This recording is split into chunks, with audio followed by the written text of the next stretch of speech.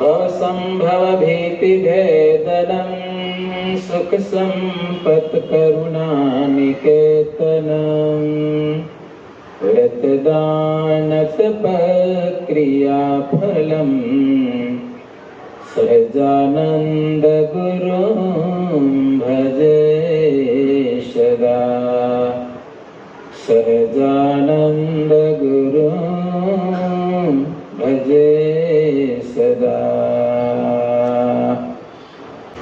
તમને નવીન લાગશે એકાદશ સ્કંદમાં તમે ગમે કામ કરો ને ભગવાનની પૂજા કહેવાય. બોલો શું કહેવાય? કથા સાંભળો ને તોય ભગવાનની પૂજા કરો છો. બોલો કથા વાંચો છો તોય ભગવાનની પૂજા કરો છો. કામ ધંધો કરો છો તોય ભગવાનની પૂજા કરો છો. શું કામ? ભગવાન હારું કમાવો છો, તમારા હારું નથી કમાતા. પોતા હારું કમાય ને તેનું કર્મ લાગે. શું લાગે? કર્મ લાગે. કર્મ. શ્રીમદ ભાગવતનો એકાદશ સ્કંદ ભગવાન શ્રી કૃષ્ણ ઉદ્ધવજીને જે જ્ઞાન આપેલું છે, જબરજસ્ત વાત જ્ઞાનની કરેલી છે. એમાં જીવાત્માને દેહ અને દેહના સંબંધી થકી છૂટું થવા માટેના અનેક ઉપાયો બતાવેલા છે. અનેક ઉપાયો, બહુ સરસ ઉપાયો બતાવેલા છે. છૂટો થઈ જ જાય જીવાત્મા અને ભગવાનને પામી જાય. જે કાંઈ કરો એ ભગવાનની પૂજા કરો. બોલો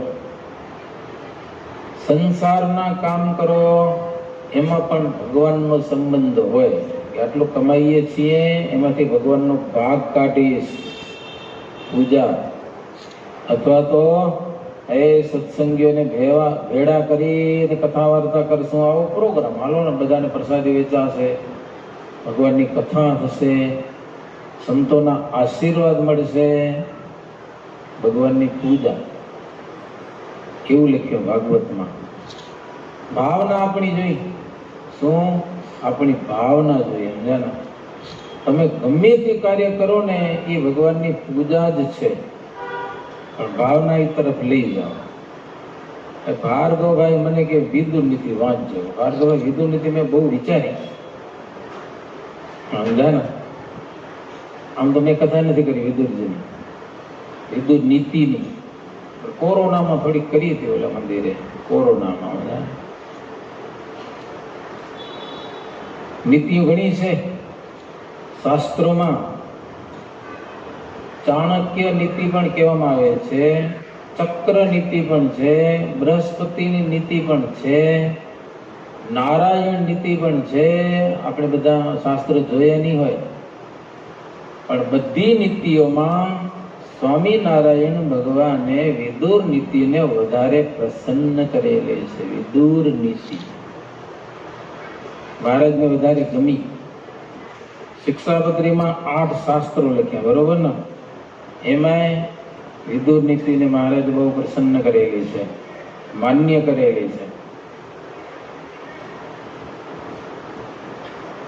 વળી સત્સંગી જીવનના 3જા પ્રકરણમાં 40મા અધ્યાયમાં મહારાજ વિદુર નીતિનો અભ્યાસ કરવાનું કીધું છે.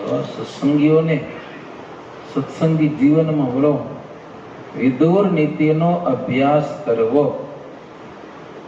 અને આ પ્રમાણે વિદુર નીતિ પ્રમાણે રહેવાની મહારાજે આજ્ઞા આપી છે. આમાં જેમ કીધું છે ને, જો શ્રીજી મહારાજને નીતિ બહુ ગમતી, અનીતિ કરે જયારે નતું ગમતું.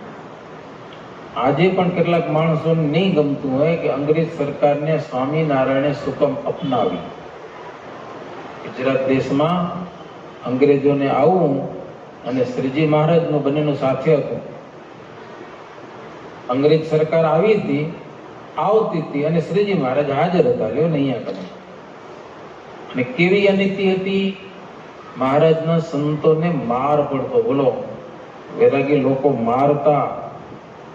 કેટલાક રાજાઓ ન્યાય નતા કરતા બિલકુલ. કે ગાયું વડે અમે શું કરીએ કે જબરી તકલીફ હતી, મોટી. અમદાવાદના સુબાને અનીતિ એટલા માટે પ્રિય હતી કે લોકો કંઈક અનીતિ કરે તો ગુનામાં આવે તો એની પાસેથી દંડ લેવા થાય. સ્વામિનારાયણ ભક્તો મારા કોઈ દી ગુનામાં આવે નહીં. હવે એટલે દંડ કેમ કરવો? નીતિ વગર દંડ કેમ કરવો? પકડવા કેમ? એની ખીજ હતી. લ્યો એને કે અમારા કોઈ દી ગુનામાં નથી આવતા. લ્યો પછી તો મહારાજને તેલના ટાંકામાં નાખી દઈને મારી નાખવા સુધીના પ્રયાસ અમદાવાદના રાજાએ કર્યા. શું કામ? એના સત્સંગી કોઈ દિવસ ગુનામાં આવતા નથી. હકીકતમાં તો ગુનામાં ના આવે તો હારું કહેવાય ને, એનું રાજ હારું કહેવાય. તો મહારાજને પછી કહી દીધું કે તમારે અમદાવાદ શહેરમાં આવવું નહીં. કે મહારાજ કે ક્યાં સુધી? તમે હો ત્યાં સુધી ને. તમારું રાજ ન હોય તો આવીએ ને. એટલે કે અમારું રાજ કીધી ન હોય. કે લ્યો મહારાજ કે આજે છે ને કાલે ન હોય. કે લ્યો પછી અંગ્રેજ સરકાર આવી, એને જોઈ કે આ અનીતિ છે. એ અનીતિવાળા રાજ્યને વધારે કવર કર્યા. વડોદરાનું રાજ્ય નીતિવાળું હતું. સયાજીરાવ સરકાર સત્સંગી હતા. બોલો, સ્વામિનારાયણ સત્સંગી. અને જબરું પરગણું હતું. વડોદરાનું રાજ્ય એટલે ઘણું વિશાળ. તો અંગ્રેજ એને કાંઈ નથી કર્યું. બોલો, મદદ કરી એને. અંગ્રેજ સરકારે એ રાજ્યને મદદ કરી છે. અને અમદાવાદના સુબાને પકડીને સાબરમતીની જેલમાં નાખ્યો, કારણ કે અનીતિવાળો હતો. એટલે યારો અમારાથી અનીતિ કરી. કે લ્યો અમારાથી કપટ કર્યું. કે મદદ કરતા હતા પેલા. અંગ્રેજનું રાજ્ય થયા પછી મહારાજ સંતોને પૂજા રાખવાની છૂટી રાખી, ચોટી રાખવાની. હવે તમે તમારો ડ્રેસ રાખો અને હરિનું ભજન કરો. રાજકોટમાં મહારાજને મળ્યા અંગ્રેજ સરકારના સાહેબો. તેથી કીધું, આજ પછી તમારા સંતોને કોઈ પણ હેરાન કરે તમને જાણ કરજો. બીજું કાંઈ નહીં હો. તમને હેરાન કોણ કરે? તમારા સંતોને કે સત્સંગીઓને ગમે એને. બોલો, આટલી મહારાજ ઉપર આપી હો. અને જાહેર રાજાઓને વચ્ચે કીધું, આજ પછી સ્વામિનારાયણના સાધુને કોઈ દુઃખી કર્યા ફાંસીની સજા ચડાવે છે. મારો નિયમ છે. લેવો, રાજાએ નિયમ લીધો હતો. સ્વામિનારાયણના સત્સંગીને દુઃખી કરે એને ફાંસીની સજા આપવી, એવો અંગ્રેજ સરકારનો નિયમ હતો. અને મહારાજે કીધું તું, અત્યારે તમે જે નીતિમાં ચાલો છો ત્યાં સુધી તમારું રાજ્ય હશે. અને જીદી નીતિ છોડશો તેથી તમારું કાંઈ નહીં હોય. તેથી એવું નથી પાછો. જેથી લોભ જાગ્યો ને એટલે બધું ગયું. તો શ્રીજી મહારાજ સત્સંગી જીવનમાં એમ કહે છે,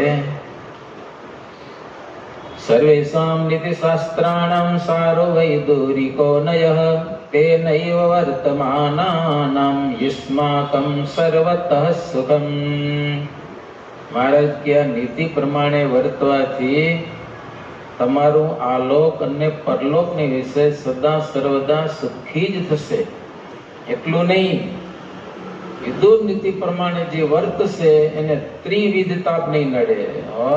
અધ્યાત્મ, અધિભૂત અને અધિદૈવ, આ ત્રણ પ્રકારના તાપ એને તપાવી શકશે નહીં. મહારાજ નીતિ મરે એને કાંઈ ન થાય.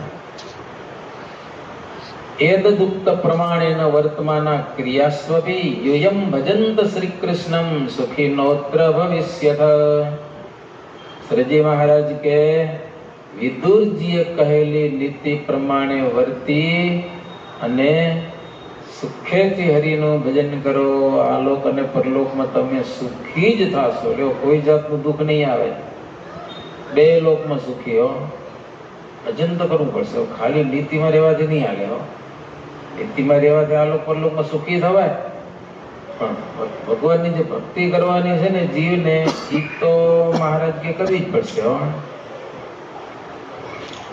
આલોકના જે વ્યવહારિક કાર્યો છે એ વિદુરજીએ કહેલી જે નીતિ, એ નીતિને અનુસરીને વ્યવહારિક કાર્યો કરવા, તો આલોકમાં સદાયને માટે સુખી રહેવાય. અને પરલોકમાં, આલોકમાં નીતિ ન કરી હોય એટલે પરલોકમાં તેને સુખ જ હોય, દુઃખ હોય નહીં. એટલે સુખી થવું હોય તો વિદુર નીતિ પાસેથી ચાવીનો જુડો લઈ લેવો. શું? સુખના તાળા ખોલી નાખવાના એટલે સુખ આવે. દુઃખના તાળા બંધ કરી નાખવાના. કેવી ચાવી છે? ચાવી ઘણી બધી છે, સમજાય? જુડો આપો જબરદસ્ત. જાત જાતના સુખો મેળવવાની ચાવીનો જુડો વિદુરજી પાસે છે. વિદુરજીએ ધૃતરાષ્ટ્રને આપ્યો, પણ એને દેખાણો જ નહીં લ્યો. નજર ન મળે ને મૂરી. બહારથી આંધળો તો એમ નહીં, મારો માયથી આંધળો હતો. એ તકલીફ હતી ધૃતરાષ્ટ્રની. સમજે ને, બહારથી આંખો નહોતી, પણ અંદરથી એની આંખો નહોતી. સુખની ચાવી એટલે તમામ સુખો અને ભક્તો આત્માને વિશે છે. હૃદયમાં સુખો પડ્યા છે, તમે વિચારો માત્ર એનાથી સુખ મળશે.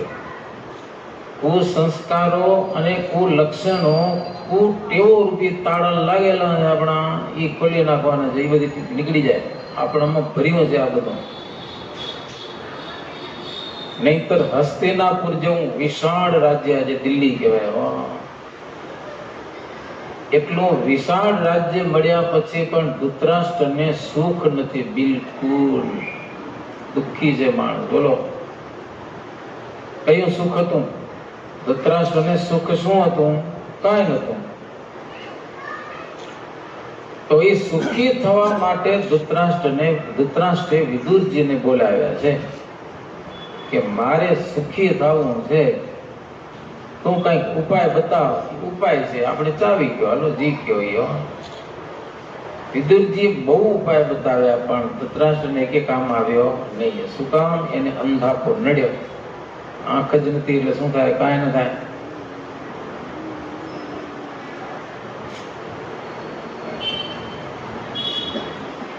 તો અંતરથી સજાગ અને સાવધાન થઈને જો આ કથા સાંભળવામાં આવી હોય ને, તો એને અંદરથી જાગૃતતા મળે. આ બધા શાસ્ત્રો છે, જે શ્રીમદ ભાગવતની કથા ચાલે છે, એનાથી પહેલા ભટ્ટ ચિંતામણીની કથા ચાલતી હતી. આ પૃથ્વી ઉપર ઋષિ મુનિઓના શાસ્ત્રો કયો, સંતો કયો, શું કામ કરે છે? જીવને જગાડવાનું કામ કરે છે. ક્યાં સુધી સૂતા રહેશો? હવે કઈક જાગો.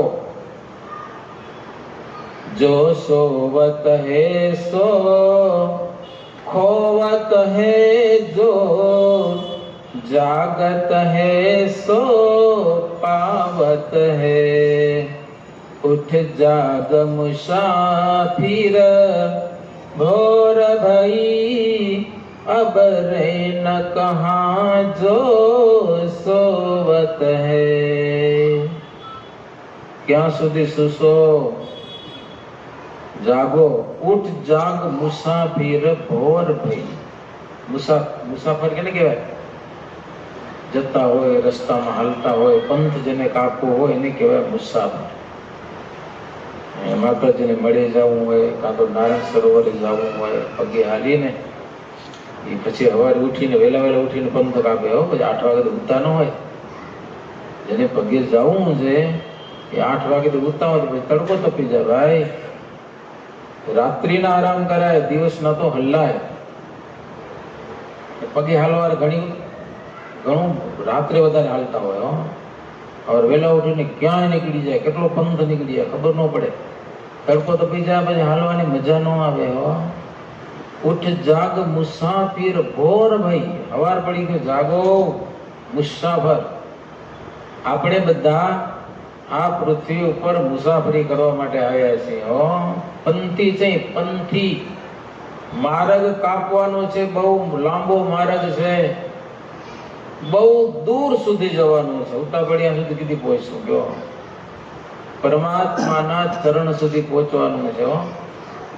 પેલા પેપરમાં આવતું આત્માથી કરી અને પરમાત્મા સુધીનો આનંદ માર્ગ. અત્યારે આપણે કોઈ વાંચતા નથી, ખબર નથી. ધાર્મિક લેખ આવતા પેપરમાં.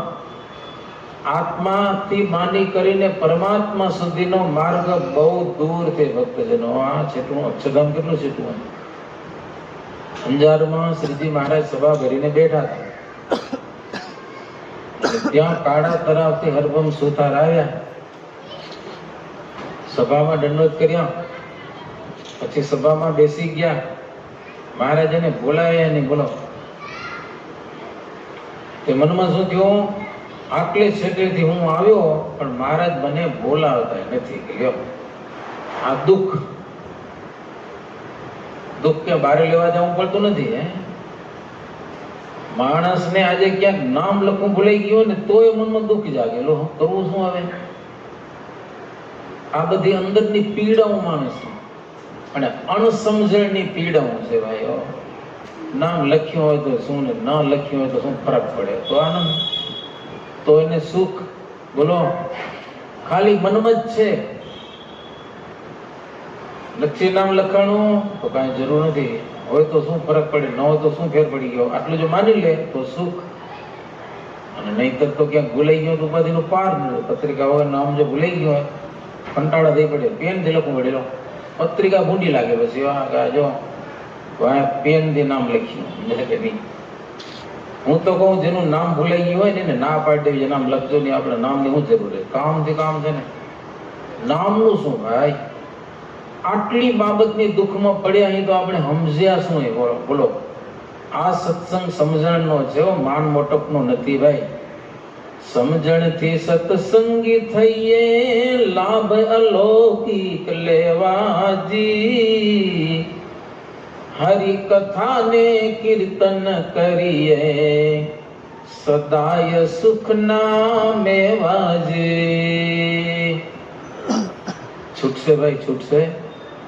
આપણે એમ કે ધૃતરાષ્ટ્રને તો આપણા બધામાં પડી હોય. ધૃતરાષ્ટ્રને મોહ હતો એમ કહીએ તો આપણા અંદરમાં આ બધું જ્યાં સુધી પડ્યું હોય ત્યાં સુધી જીવ સુખી ના થાય. ભગવાનને આગળ લ્યો, ભગવાનની પ્રસિદ્ધિ થાય, ઠાકોરજીની નામ ના આવે, આપણી નામના શું જરૂર છે?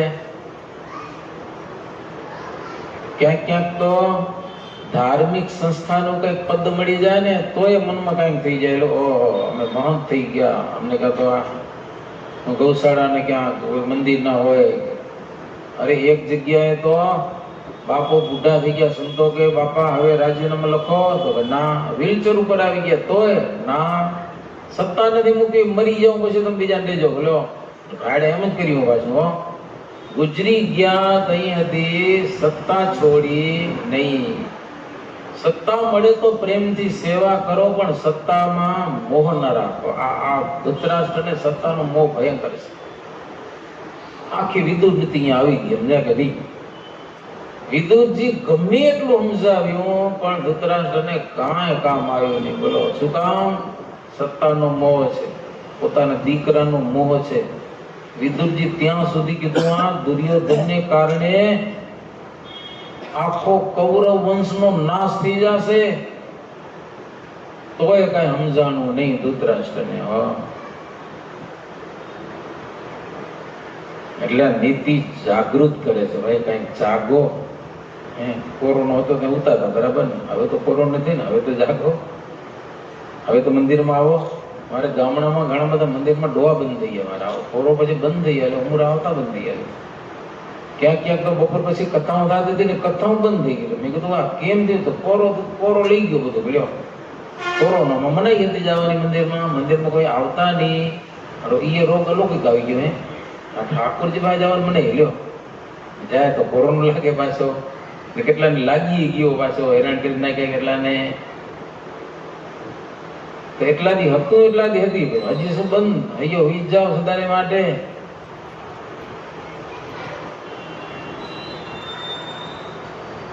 ભક્તજનો, નાની મોટી કઈ ભૂલો જીવનમાં થતી હશે ને એ આમાંથી આપણે ઓળખવામાં આવશે.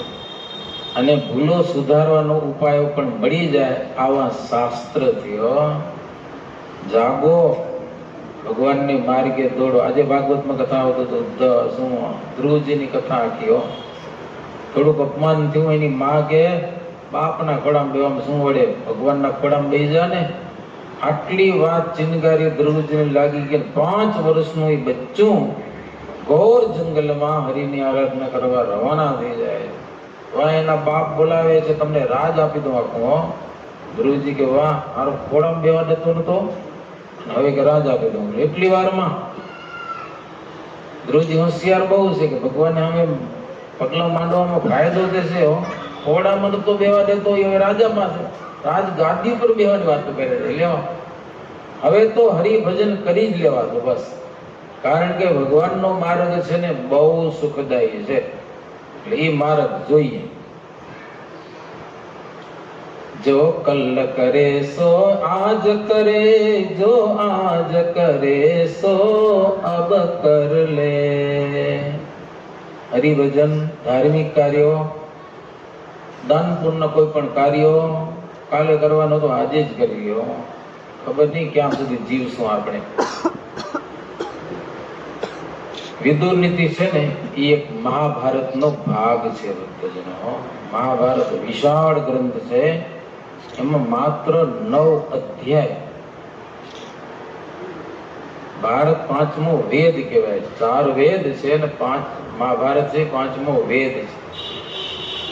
અને એની અંદર રહેલી જે આ વિદુર નીતિ,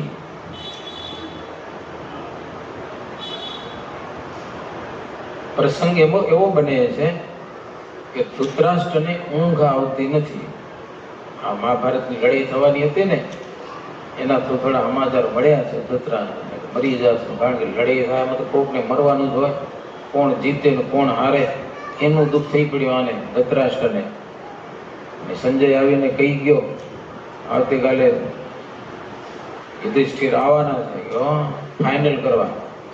કાં અડધો રાજ દઈ દો ને કાં તો લડાઈ દઈ દો, દેખા જાય જીતા એ કે. ધૃતરાષ્ટ્રની ઊંઘ હરામ થઈ ગઈ છે, એટલે દ્વારપાલને કીધું કે વિદુરજીને બોલાવો.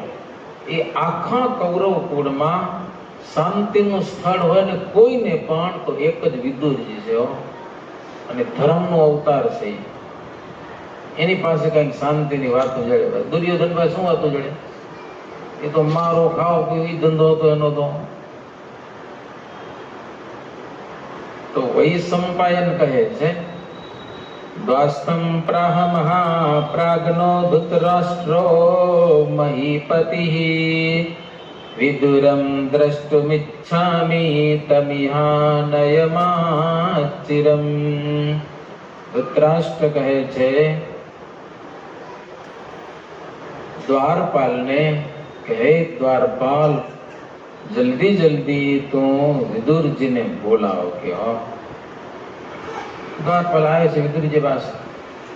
રાજા તમને બોલાવે છે, જલ્દી જલ્દી પધારો. અને વિદુરજી તરત જ આવ્યા છે. અને બે હાથ જોડ્યા. રાજા છે, વંદન કરવા જોઈએ. એક નીતિ છે, વિદુરજીમાં કોઈ અનીતિ તમને જોવા નહીં મળે, બિલકુલ નહીં. હાથ જોડ્યા અને કીધું છે, રાજન શું આજ્ઞા કરો, મને શું સેવા કરું આપણી, હું આવ્યો છું.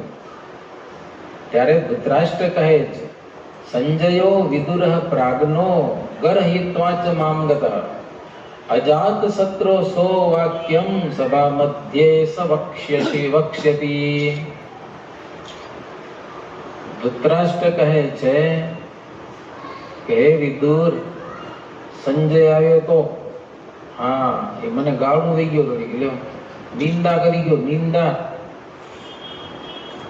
અને કીધું કાલે સભામાં યુધિષ્ઠિર રાજા આવશે. હવે યુધિષ્ઠિર આવીને શું કહેશે એની મને બળતરા થાય છે કે લ્યો મારા અંગ બળે છે, મને ઊંઘ હરામ થઈ ગઈ છે. ધૃતરાષ્ટ્ર કે નીંદ નથી આવતી. કે યુધિષ્ઠિર કે કઈ કારણ તમારા માસે ઊંઘ ના આવે. આજે માણસ દુઃખી પોતાથી થાય. આપણે વાત કરીએ ને, નામ ના આવે તો દુઃખી થઈ જાય. માની લે તો શું નામની જરૂર, તો સુખી. આટલી જ વાતમાં તમે વાતમાં માલ ના હોય. અને ઊંઘ બહુ કામની હો. શું જીવનમાં ઊંઘ પણ બહુ કામની છે ભાઈ. નીંદ ના આવે ને તો માણસ દુઃખી થઈ જાય. આખી રાત ઊંઘ ના આવે કેવું થઈ જાય ખબર ને તમને? નીંદ જ ના આવે લો, આખી રાત હેરાન થઈ જાય. એવા ટાણે પાછું બીજું કાંઈ સારું કામ ભૂજે ની પાછું ઊંઘ ના આવે તો એવી વસ્તુ છે. જિંદગીમાં માણસને 3 ભાગમાં બધું સુખ આવી જાય છે. 50% સુખ ઊંઘમાં. 50% આખી જિંદગીનું સુખ ઊંઘમાં.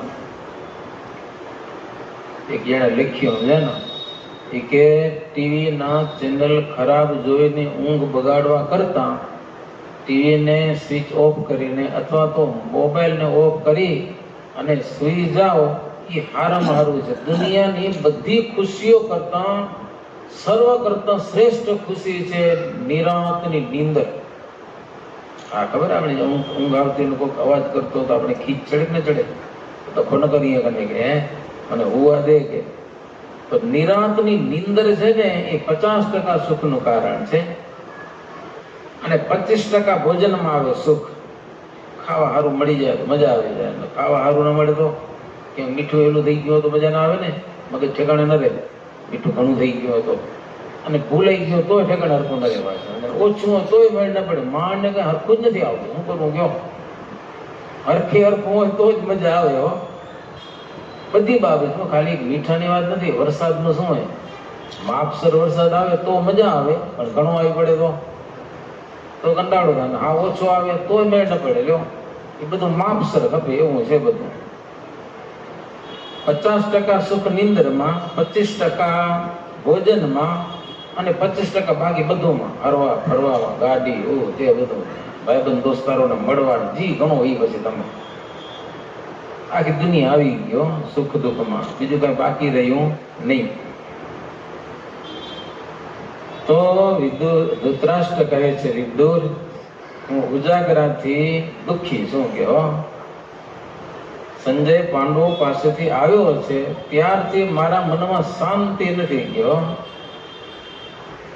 કાલે સંજય શું કહે છે એ ખબર નથી મને, એની બહુ ચિંતા થાય છે. ચિંતા कहत विदुर सुन नृप यह बाता, ऐसे ही जग में ही नीति विख्याता, बिना सहाय अरुबलहीना, दारुण वेर सबल से कीना, धनहत कामी चोर कहावे, ए चारु नित्य दुखी रहावे. વિદુરજી કહે છે, ભાઈ ઊંઘ કોને ના આવે? એ પ્રશ્ન છે ને. તમે કહો ભાઈ ઊંઘ નથી આવતી, પણ ઊંઘ કોને ના આવે? 4 જણાને રાત્રે હરખી નીંદ આવતી નથી. એક તો માણસ પોતે દુબળ હોય અને બળવાનની સાથે વૈર બાંધવા જાય તો શું કરી નાખે કઈ નક્કી નહીં હોય, એને ઊંઘ ના આવે. બીજું જેનું ધન ચોરાઈ ગયું હોય, લાખો ને કરોડો રૂપિયા, અમુક સમય પહેલા કેવા રૂપિયા હાલા ગયા, કરોડો.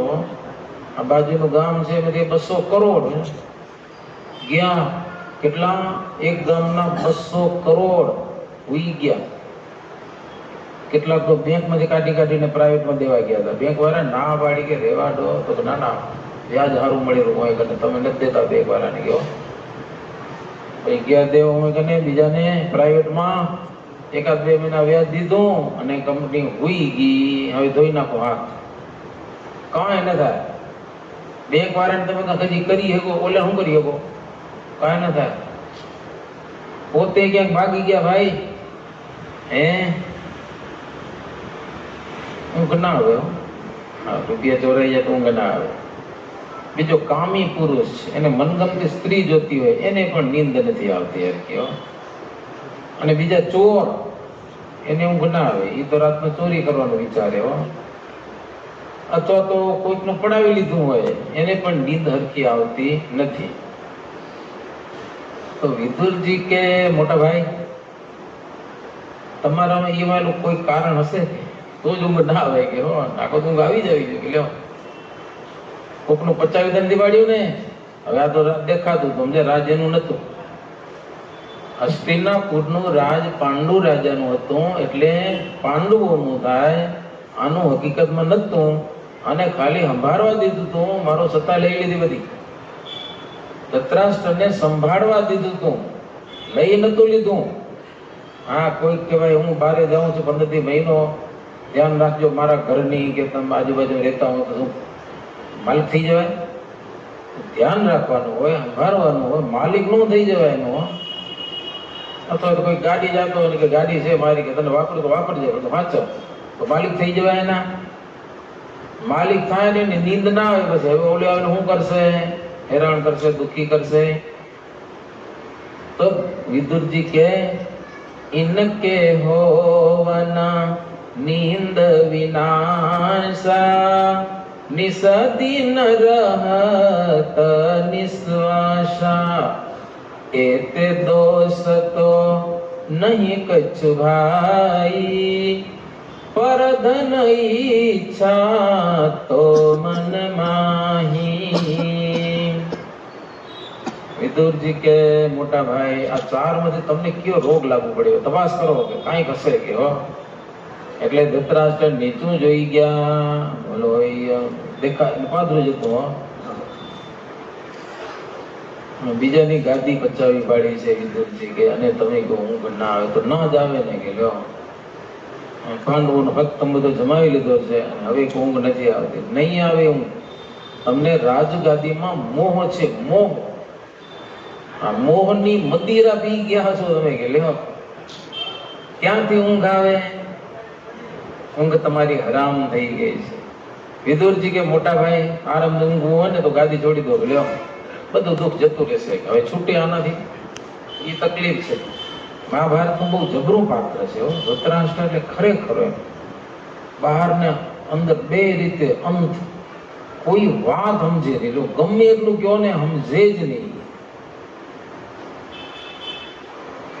વિદુરજી ઘણી બધી વાત કરી. તમને ઊંઘ આવે ક્યાંથી કે લ્યો અણહકનું પચાવી પાડ્યું છે. વિદુરજી બહુ આમ આંટી મારી મારીને વાતો એવા તડાકા એવા હરખા માર્યા છે હો. ઓલો ચોપ રહી જાય, કાંઈ બોલી ન શકે હો ધૃતરાષ્ટ્ર. એવી મજાની વાતો કરી છે. આપણે તો હવે ટાઈમ કેટલો 9 અધ્યાયમાં વાત કરી છે હો. આ જાણવું હતું વાંચવા પડે શાસ્ત્ર. અમે એટલી વારમાં તમને શું બતાવી ગયો? ચાંચ ન બુડ્યામાં એવું હોય. 5 કલાકમાં વિદુર નીતિમાં ચાંચ ન બુડ્યો વખત છે.